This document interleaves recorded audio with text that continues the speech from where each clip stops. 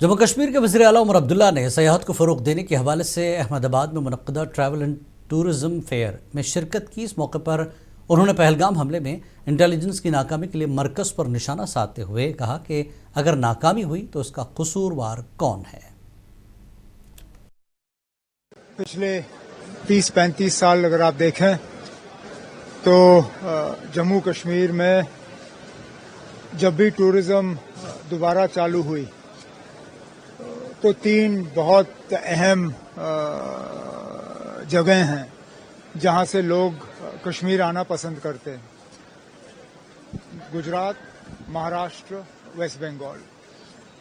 अब 2 दिन का यहाँ पे गांधीनगर में टूरिज़्म का एक बहुत बड़ा इवेंट है, तो उस सिलसिले में मैं और मेरे साथी यहाँ आए हैं जम्मू कश्मीर के हवाले से बात करने के लिए, और इस उम्मीद के साथ कि दोबारा गुजरात से जो है अच्छी खासी तादाद में हमारे विजिटर जो हैं दोबारा आना शुरू करेंगे। सर, पिछले 2 दिन से ऑपरेशन सिंदूर पे लोकसभा में चर्चा हो रही है, क्या कहेंगे इसको लेकर? नहीं, चर्चा हो रही है, अच्छी बात है, होनी चाहिए।